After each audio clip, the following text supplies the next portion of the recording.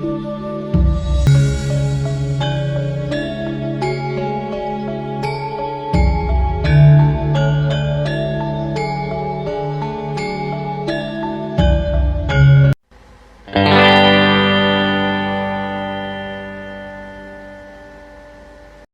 lan Rara Singlon gawarnipun ingkang saweg nganung 9 wulan pinarak sesarengan samudra katinggal alus ananging maksa. Mane wonten menapa to? Kowe iki kok beda karo wanita-wanita ing parang tritis? Aku kudu bekti karo maratuwa. Kowe saka ngendi? Kowe sapa? Kula namung lare kabar kanginan, mboten gadhah papan dunung, mboten gadhah tiyang sepuh. Nanging ngene, yen kowe tresno bloko wae, aku ora bakal duka. Astunipun kula menika putranipun Rama Prabu Dipa Kusuma ing Sulti.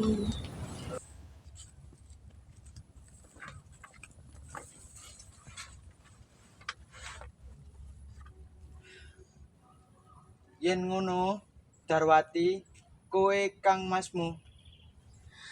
Aduh Kang Mas, kula njerek Kang Mas. Ingkang pungkasan menika upami Ratu Sinembagong Nayaka Praja niku kok cumbana dhateng putranipun piyambak menika pripun? Dimas, kowe iki kebangetan. Wis ora napa ngapura maneh, Dimas. Anane mung hukum pati.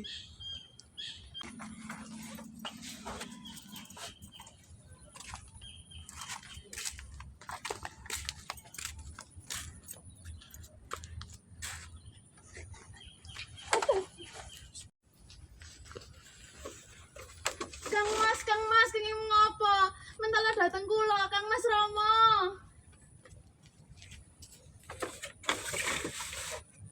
Iki Kanjeng Rama, Kanjeng Rama.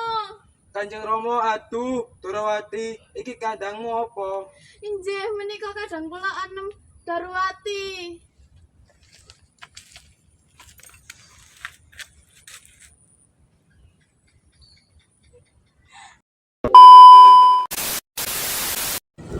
Ayu tenan kowe. Aku tresno marang kowe. Pokal Bandung.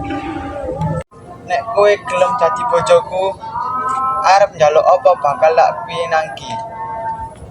Panyuwunku mung siji. Kelangenanku gateng kencana tumiba ana ing sumur. Mula Bantung, aku nyuwun tulung sliramu pundhutku. Tenane mono aku mung kepengin nguji sepira to ngadepmu. Panjen Bandung Bandawasa didaya pilih tanpa tanding. Iki wong ayu arep tak pangan dadi mangsaku. Kudu patraping manungsa, setan kowe. Aku Bandung, dina iki dadi mongsane boko.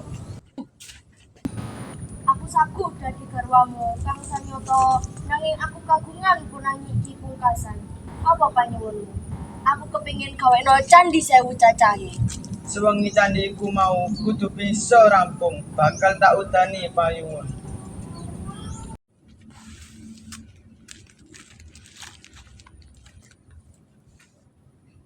Sewu, tak jaluk pambantumu. Rewang-rewang ngono aku gawe candhi 1000.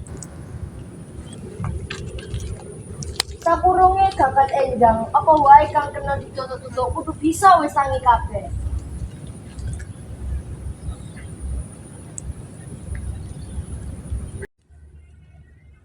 Piye, Jongra? Wis rampung, coba hitungan. 999 kurang siji Bandung. Jonggrang, kowe kaduk pangucapku. Kowe ngapusi aku yen candhi 1000 mung kurang siji. Genepe kowe, Jonggrang.